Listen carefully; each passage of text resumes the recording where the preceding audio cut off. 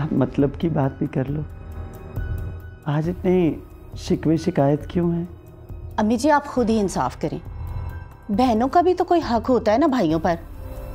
यकीन माने इब्रार भाई ने कभी ईद त्यौहार के अलावा कभी मुझे फ़ोन किया हो, और अगर कभी मैं फ़ोन कर लूँ पहले तो फ़ोन ही नहीं उठाते, कभी गलती से फ़ोन उठा भी लेना तो सलाम दुआ के बाद अल्लाह हाफिज़। वो तो बस अब सबके साथ ऐसा ही है, क्या कर सकते हैं। अम्मी जी अब ये बात मैं अपने ससुराल वालों को तो नहीं बता सकती ना।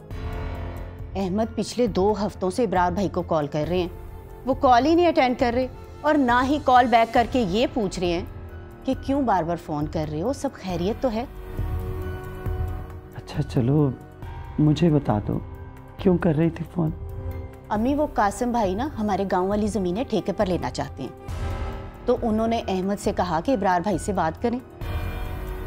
मगर वो ज़मीनें तो सालों से जफ़र के पास है, ऐसे एकदम से कैसे उससे वापस ले सकते हैं? अम्मी जी ज़मीनें हमारी हैं, हम जिसे चाहें दें, और फिर हमने तो ठेके पर ही देनी है ना, चाहे जफ़र हो या कासिम। मगर बेटा इस तरह अचानक कैसे उससे ज़मीनें वापस ले लें? इतने सालों से पूरी ईमानदारी के साथ हमारे साथ चल रहा है वो। और फिर देखना तुम्हारे अब्बा ने, अल्लाह उनको गरीक रहमत अता फरमाए, उन्होंने ठेके पे दी थी जफ़र को। अब अब्बू को तो वापस बुलाने से मैं रही कि वो आके ज़मीनें वापस लें। आपसे और भाई से ही बात करूंगी ना अम्मी, क्योंकि अब्बू के बाद आप और इब्रार भाई तो मालिक मुख्तार हैं। ये मुमकिन नहीं है अमीना। अम्मी आप इस तरह साफ साफ मुझे कैसे जवाब दे सकती हैं? मेरे ससुराल वालों का मामला है ये। अरे भाई हमारी ज़मीनें बरसों से हमने जफ़र को ठेके पे दी हुई हैं और फिर सब मामला सही चल रहे हैं, हमें कोई परेशानी नहीं है, फिर इस तरह से कैसे उसको जवाब दे दें? ठीक है मैं जाकर कह देती हूँ कि आप लोगों ने मुझे साफ साफ जवाब दे दिया है, लेकिन फिर आप लोग भी ना मुझे भूल जाइएगा। खैर भूलना क्या, आप लोग तो मुझे भूल ही चुके हैं। मुझे तो लगता है कि समीना बाजी के साथ साथ ना मैं भी आप लोगों के लिए मर गई हूँ। अमीना इतनी सी बात है बेटा, उसका इतना बड़ा बतंगड़ क्यों बना रही हो तुम? बस रहने दें अम्मी, बतंगड़ तो अब अहमद बनाएंगे।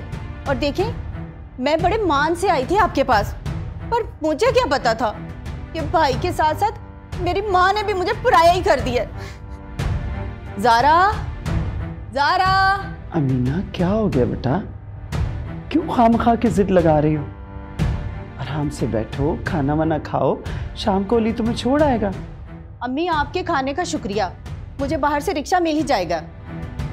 देखो अमीना ऐसे घर जाओगी तो मेरा भी दिल बुरा होगा बेटा, अली आएगा तुम्हें छोड़ आएगा।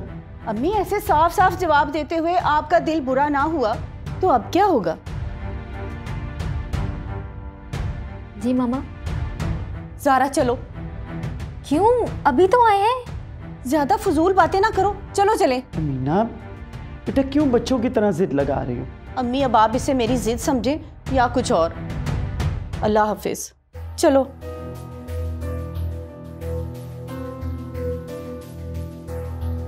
हाँ मेरे खुदाया, इस लड़की को कोई अक्ल दे मेरे रब्बुल इज्जत।